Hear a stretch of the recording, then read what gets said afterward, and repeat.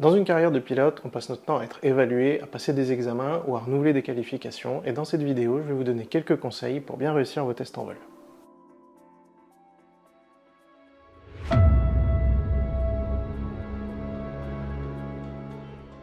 Bonjour à tous et merci d'avoir cliqué sur cette vidéo. Comme je le disais en intro, quand on est pilote professionnel, on doit tous les ans repasser des examens en vol, soit pour passer de nouvelles qualifications, ou pour maintenir celles qu'on a déjà. Le plus stressant et pas forcément le plus facile à gérer, ça va être évidemment les tout premiers tests en vol qu'on va avoir, notamment pour l'obtention du PPL ou du CPL, ou pour une qualif de vol aux instruments. Avec cette vidéo, je me suis dit que j'allais essayer de vous donner quelques points clés, quelques astuces pour réussir au mieux vos tests en vol, et pour les aborder avec le moins de stress possible.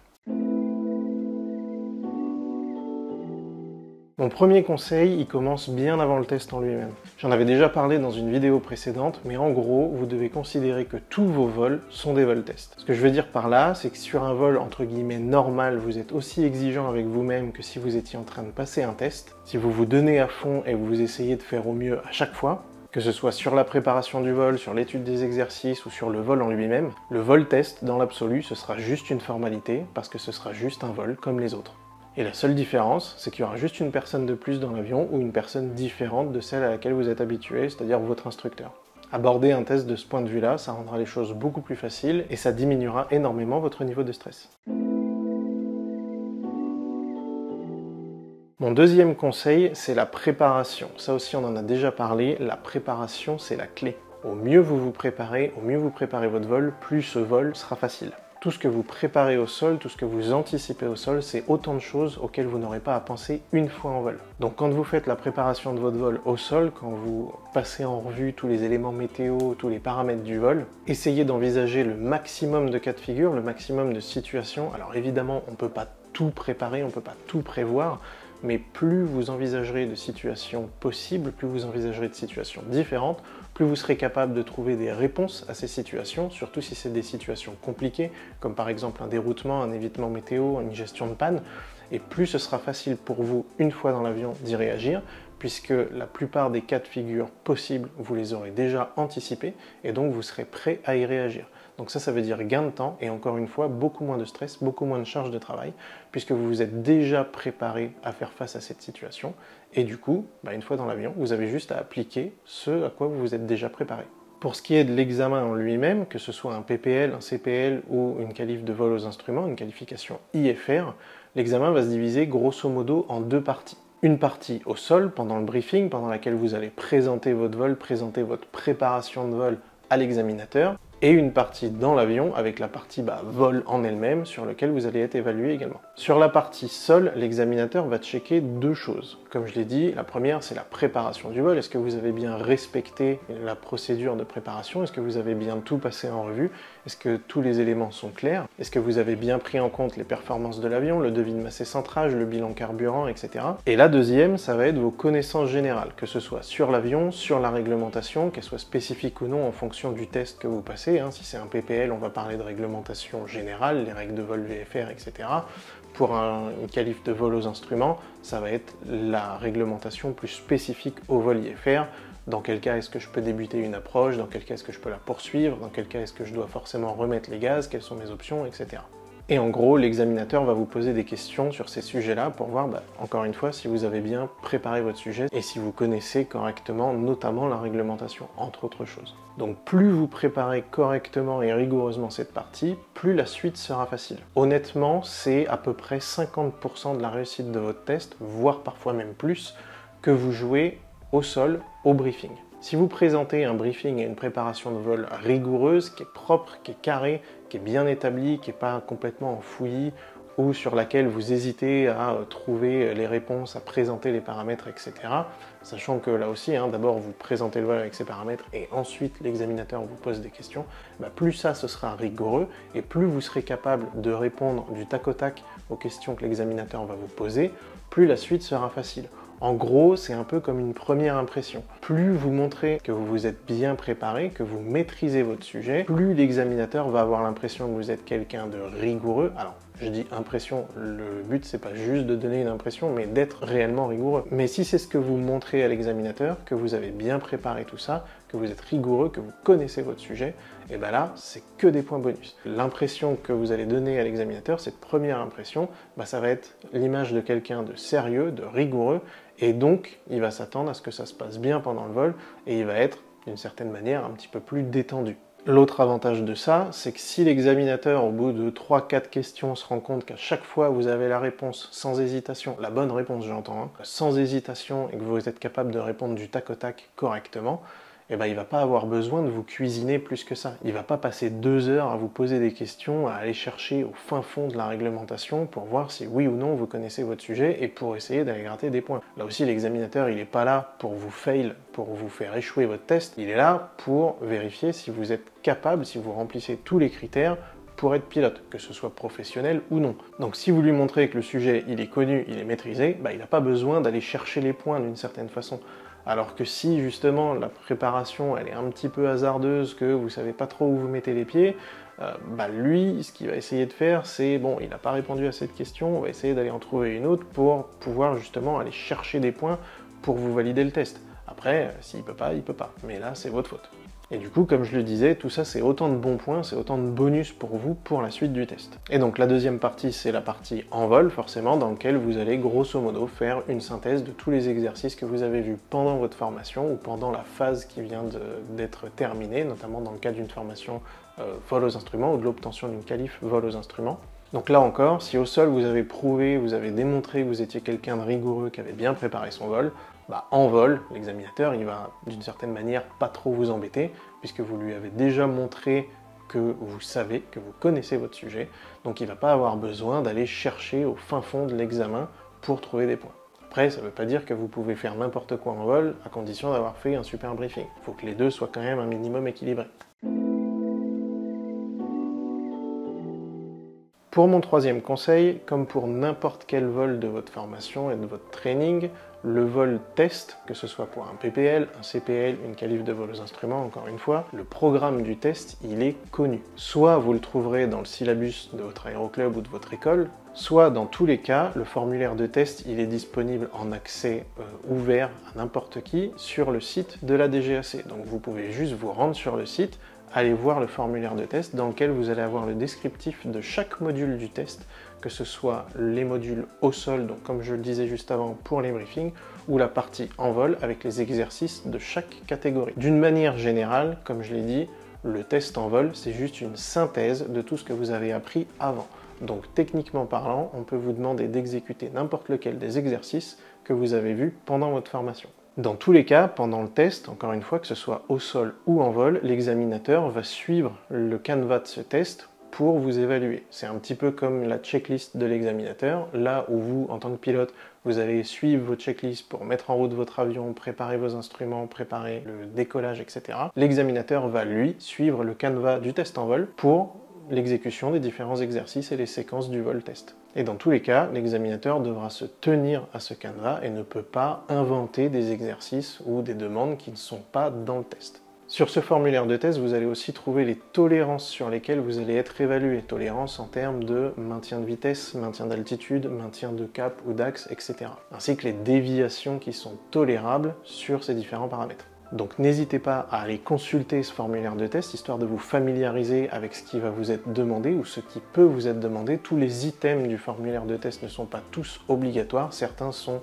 à la discrétion de l'examinateur, c'est-à-dire qu'il a une liste d'exercices dans lesquels il va pouvoir en sélectionner 1, 2, 3, mais il n'est pas obligé de faire toute la liste de tous les exercices de tous les modules du test. Donc voilà, dans l'idée, si vous arrivez sur quelque chose de connu, là aussi, encore une fois, vous allez être capable de vous préparer correctement à ce vol en particulier et surtout d'être beaucoup moins stressé et de ne pas arriver le jour du test en vous demandant à quelle sauce vous allez être mangé sans savoir du tout ce qu'on va vous demander ou les exercices que vous allez devoir restituer. Le quatrième conseil, qui va suivre directement le précédent, c'est n'hésitez pas à vous challenger. N'attendez pas le jour du test pour vous mettre dans les conditions du test. Dans la majorité des écoles ou des aéroclubs, vous avez normalement le vol ou les 2 vols juste avant le test qui sont des pré-tests. On va vous mettre en situation et on va faire d'une certaine manière un test blanc pour vérifier que vous avez bien atteint le niveau qui est attendu, le niveau en tout cas minimum, pour réussir le test. Ce pré-test sera normalement fait dans la mesure du possible, soit avec un instructeur avec qui vous avez peu, voire pas du tout volé, pour vous mettre justement dans cette situation de voler avec une personne que vous ne connaissez pas forcément. Mais même à ce moment-là du pré-test, 2 vols avant le test, c'est un petit peu trop tard pour vous demander un petit peu ce qui va se passer pendant le test. Donc moi ce que je vous conseille, c'est, comme je l'ai dit juste avant, renseignez-vous sur ce qui va vous être demandé pendant le test et n'hésitez pas à demander même à votre instructeur de vous mettre dans des conditions de test, de vous pousser un petit peu plutôt que de faire un vol complètement chill où il va rien se passer, ou juste vous volez avec votre instructeur depuis le début, donc il connaît vos points forts, vos points faibles et ne va pas forcément insister sur certains points. Et bien demandez-lui de vous mettre dans les conditions de test, de vous pousser vraiment jusqu'au bout, de vous mettre dans une situation où il va falloir vous challenger un petit peu. Là encore, le but du jeu, c'est que si vous l'avez déjà fait avant, le jour du test, c'est juste une répétition, c'est juste refaire ce que vous connaissez et ce que vous maîtrisez déjà. Partez du principe que quoi qu'il arrive, le vol test en lui-même sera forcément stressant et que ce stress va impacter vos capacités. À petite dose, le stress, ça peut être bénéfique, ça peut vous stimuler, ça peut vous motiver, ça peut améliorer vos performances, mais s'il est mal géré, ça va avoir l'effet complètement inverse et ça va vous handicaper, ça va vous ralentir, ça va vous mettre dans une situation inconfortable et ça va pas vous servir pendant le test. Donc plus vous serez rodé à l'exercice, plus vous vous serez habitué à rencontrer ce genre de cas de figure, à être dans une situation un peu challenging où vous allez devoir montrer tout ce que vous savez faire, ou quasiment, où vous allez devoir être le plus performant possible avec quelqu'un qui ne vous connaît pas et sur lequel vous ne pouvez pas vous dire bon bah là je l'ai fait un peu moins bien que d'habitude mais il m'a déjà vu le faire mieux que ça. Là, l'examinateur, on part sur une feuille blanche. Vous ne le connaissez pas, il ne vous connaît pas, en tout cas dans la majorité des cas, et il est là pour évaluer un candidat en totale impartialité, sans préjugés, sans idées préconçues. En gros, ce que je veux dire par là, c'est qu'il ne faut pas prendre les choses à la légère et considérer que tout est acquis. Il faut toujours repousser un petit peu vos limites, même à titre personnel. N'hésitez pas, même pendant vos vols solo, à vous pousser un petit peu plus loin. Être capable de faire un arrondi et d'atterrir l'avion, c'est bien. Si vous êtes capable de vous poser pile poil sur la ligne, c'est encore mieux, sur la ligne centrale de la piste, je veux dire. Et si en plus, vous êtes capable de vous poser pile poil sur la zone d'atterrissage, sur les blocs, là c'est parfait. Donc n'hésitez pas à vous challenger à chaque vol, même si c'est des petits challenges, mais à vous dire, bah tiens, aujourd'hui, je veux poser mes roues à cet endroit. Et voilà. Et vous faites l'effort de poser vos roues à l'endroit que vous avez décidé. Si vous y arrivez, tant mieux, mais continuez à garder la barre aussi haute. Si vous n'y arrivez pas sur ce vol-là, essayez d'analyser pourquoi vous n'avez pas réussi aujourd'hui et de corriger ça sur le prochain atterrissage. C'est un exemple parmi tant d'autres, mais en gros, c'est l'idée qu'il faut avoir. Il y a une différence entre savoir faire quelque chose, le faire bien et le faire parfaitement. Essayez de toujours mettre la barre le plus haut possible pour que le jour du test, limite, impressionner l'examinateur et en tout cas être largement dans l'enveloppe des tolérances, dans le cadre des tolérances, et être sûr que vous n'allez pas sortir de la ligne et rater vos tests ou avoir un partial pass, une réussite partielle, parce que vous avez laissé échapper tel ou tel paramètre ou parce que vous avez fait un exercice clé moins bien que ce que vous auriez dû. En gros, n'hésitez pas à vous sortir de votre zone de confort pour pouvoir justement à terme élargir cette zone de confort et qu'un vol entre guillemets compliqué devienne pour vous un vol normal.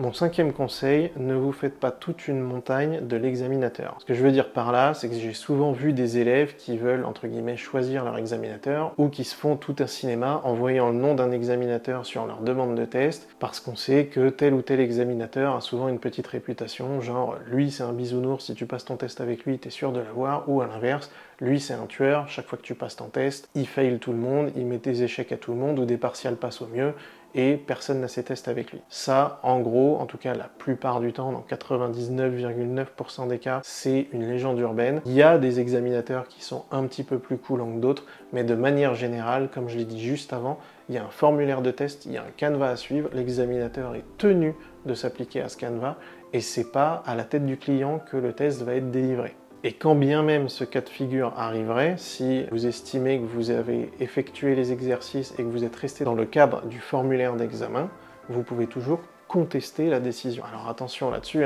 je dis pas qu'il faut contester à chaque fois qu'on vous met un fail, remettez-vous aussi en question. Si vous avez échoué le test, c'est peut-être juste et tout simplement de votre faute. Maintenant, si l'examinateur vous a demandé un exercice complètement exotique que vous avez jamais vu avant, qui n'a rien à voir avec le formulaire d'examen, qui n'est pas dans le test, vous pouvez contester, puisqu'il ne peut pas vous évaluer sur un critère qui ne fait pas partie du test. Et encore moins vous faire échouer sur ce critère qui sort de nulle part. Ce que je veux dire par là, c'est qu'on s'en fout de qui est l'examinateur. Le vol, vous le faites pas pour l'examinateur, vous le faites pour vous. Et comme je l'ai dit juste avant, si vous vous préparez correctement, si vous considérez que le vol test c'est la même chose qu'un vol normal, ou plutôt que les vols normaux sont des vols tests, eh ben il n'y a aucune raison que ça se passe mal. Le vol test, encore une fois, c'est juste une synthèse de tout ce que vous avez vu, et si votre organisme de formation, que ce soit un aéroclub ou une école de pilotage, un ATO, a considéré que vous étiez apte à passer le test, vous a envoyé au vol test, c'est que vous avez démontré que vous étiez capable de restituer et de faire les exercices tels qu'ils sont attendus pendant le test et dans les critères de notation du test. Donc ça sert à rien, encore une fois, de se mettre la pression, peu importe l'examinateur, de toute façon, dans la mesure du possible, la plupart du temps, il sera assis derrière vous, donc vous le verrez même pas, en tout cas sur des tests en vol type CPL ou vol aux instruments. Donc si votre préparation, elle est rigoureuse, si pendant votre formation, vous avez été rigoureux et que vous vous êtes challengé, que vous vous êtes forcé, que vous vous êtes motivé à aller chercher le meilleur de ce que vous pouvez faire à chaque fois, il n'y a aucune raison de se mettre un stress particulier le jour du test. Faites juste comme d'habitude. Si d'habitude vous êtes capable de le faire, le jour du test, vous êtes capable de le faire. Encore une fois, un test en vol, quel que soit le niveau auquel il est passé, que ce soit pour un jeune pilote privé qui passe son PPL, pour un pilote un petit peu plus expérimenté qui passe un CPL ou une qualification IFR, ou même pour un pilote avec beaucoup plus d'expérience qui va venir passer ou proroger une qualification de captain par exemple, c'est pas du kit ou double, c'est pas un coup de poker, c'est juste une synthèse des choses que vous connaissez déjà. Donc, encore une fois, je me répète, mais soyez rigoureux dans votre apprentissage, soyez rigoureux sur les vols normaux dans l'application de ces exercices, de ces procédures, et le jour du test, ça passera comme une lettre à la poste. Le seul facteur sur lequel vous pouvez potentiellement avoir un petit peu moins de contrôle, un petit peu moins de maîtrise, c'est justement sur la gestion du stress, et ça aussi, ça se travaille. Alors c'est pas mon domaine, je peux pas vous donner exactement les meilleures techniques, chacun gère le stress à sa manière. En revanche, si la gestion du stress est un problème pour vous, n'hésitez pas, je suis sûr que YouTube regorge de vidéos sur comment gérer son stress, ou même consulter des personnes plus proches de vous, que ce soit au sein de votre organisme de formation, ou carrément des psychologues ou des personnes spécialisées dans la gestion du stress qui pourront vous donner quelques tips justement pour gérer ça le jour J. Pour résumer, de la rigueur, bien se préparer, ne pas hésiter à sortir de sa zone de confort pour se préparer au test, et le jour du test, c'est juste un vol comme les autres auquel vous allez montrer à quelqu'un qui ne vous connaît pas ce que vous faites d'habitude. Et enfin, un dernier petit conseil bonus, la plupart des examinateurs ont tendance à poser un petit peu toujours les mêmes questions, le même genre de questions en fonction d'un test donné. Le jour du PPL, le jour du CPL ou le jour de l'IRME par exemple, l'examinateur va avoir tendance à vous poser les mêmes questions qu'au candidat précédent. Donc n'hésitez pas à partager avec vos collègues de promo ou avec d'autres personnes qui, eux, ont déjà passé les tests ou qui ont déjà vu tel ou tel examinateur.